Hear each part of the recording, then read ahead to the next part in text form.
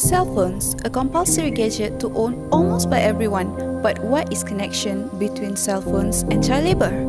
Most cell phones contain coltan, a mineral often mined by child slaves in the Congo, while many clothes sold at the places like the Gap and H&M are produced by children as young as 12 working in dangerous sweatshops.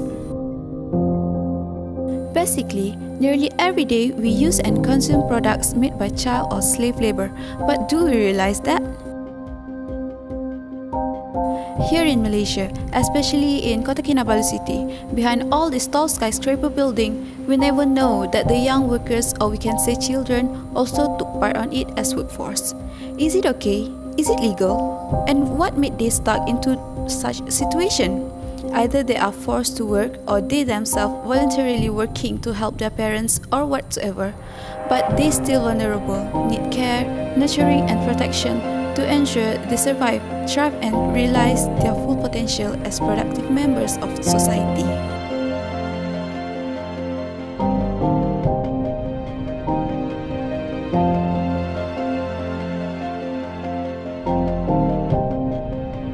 The Universal Declaration on Human Rights, the International Covenant on Civil and Political Rights, and the International Covenant on Economic, Social and Cultural Rights, together known as the International Bill on Human Rights, forbid slavery and obligate nations to provide children with the protection they require.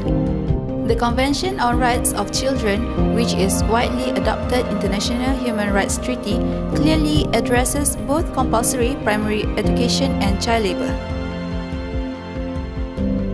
The term child labor is often defined as work that deprives children of their childhood, their potential and their dignity, and that is harmful to physical and mental development. It refers to work that is mentally, physically, and or morally dangerous and harmful to children. And it interferes with their schooling by depriving them of the opportunity to attend school, obliging them to leave school prematurely, or requiring them to attempt to combine school attendance with excessively long and heavy work.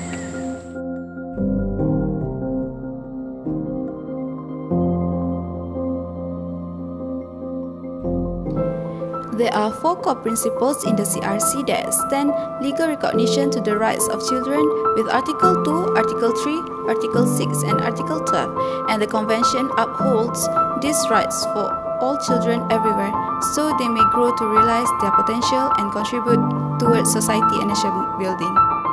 Hi everyone, do you know what those articles in the CRC contains to fight the violation in the children? Let us go through the 4 articles one by one. First, Article 2, Non-Discrimination. No child should suffer discrimination. This applies to every child regardless their sex, or social origins, language, or other status. Second, Article 3, Best Interest of the Child. When government make decisions that affect children, the best interest of the child must be taken primary consideration. Third, Article 6, the right to life, survival and development. This article is related to the right to survival and to development, which government must ensure to the maximum extent possible. And the last is Article 12, the views of the child. In short, children have the right to be heard and to have their views taken seriously. Although we had all these articles of UDHR to protect the rights of children, do Malaysia, especially in Kota Kinabalu city, are free from child labor? Okay, let's see the reality of it.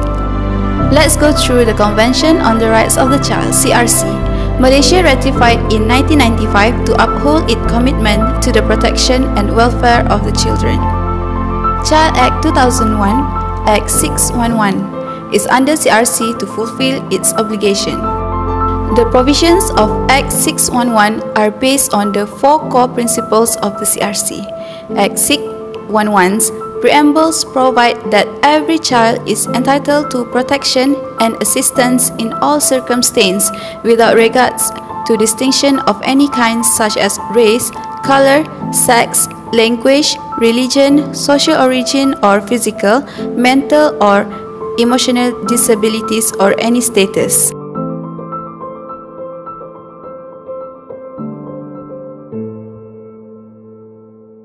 As we walk in through Pasar Philippine, we saw a group of children carrying heavy items. An uncle, a supplier in Pasar Philippines, explained to us about the children that roaming around there. Macam saya panggil, suruh barang kasih dia 5 ringgit kah berapa kah? Dia orang dari sekolah, dia orang beginilah, dia orang macam orang beli barang kan, suruh tolong bawa pergi kereta, bawa, sudah orang kasih dia berapa, dia dapat berapa saja lah begitu. Kalau dia jalan-jalan dia tengok orang ambil barang, tolong, orang suruh dia bawa pergi kereta, kasih dia 1 ringgit kah berapa. Gini umur tetap kerja siapa mau, macam kau mau panggil kerja tidak kuat lagi macam orang sikit-sikit barang masih boleh. Kalau saya mau cari yang macam gemuk itu ada tinggi sikit ya boleh. Kalau ini tidak kuat kamu panggil kau, paling-paling ambil sayur sikit tolong saja begitu. Duduk sini sudah ada apa dulu dia pergi main game lah, main apa tu lah, begitulah. To what extent the people's awareness about this issue? Let's hear the locals' opinion when we ask them about the children working in such young age. Mungkin untuk di masa sekarang ni, sekarang masyarakat sangat memerlukan duit kan, so mungkin orang tua pun tidak dapat beban untuk kanak-kanak. Kakak rasa benda tu sepatutnya tidak berlaku lah, sebab budak di bawah umur ni sepatutnya diberi pendedahan tentang pendidikan, tentang menjalani kehidupan orang sebagai budak-budak. Tapi bagi saya dari segi macam bekerja di bawah umur ni memang okey jugalah, tapi jangan pilih kerja yang bersesuaian. Sebab kalau kerja yang berat memang tidak sesuai untuk kita. Kalau orang disuruh menjadi buruh kasar di bawah umur tu benda yang sepatutnya terjadi lah. How Malaysia can improve the implementation of human rights law. The first way to improve the implementation of human rights law is through education.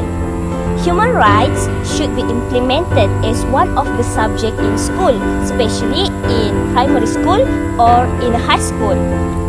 Through education, we can empower ourselves to others and to develop the skill and the attitude that promote equality, the dignity and the respect in our community, society and the worldwide. The second way is through mass media. As we know, mass media is the effective medium to expose the existence of human rights law, especially in social media like Facebook, Instagram, blog, and many more. So, that kind of a way we can use in Malaysia especially. From our overview, child workforce around Kota Kinabalu city exist, but not as critical as the other third world country, and some of them are working on their own willingness. Around here, undocumented children are a group that hardly get the access for education, so instead of going to school, they had to work to help their family to survive in living. No matter how different our opinion about this issue, the children must be taken care and given protection, not to be burdened with other things except education for their better future.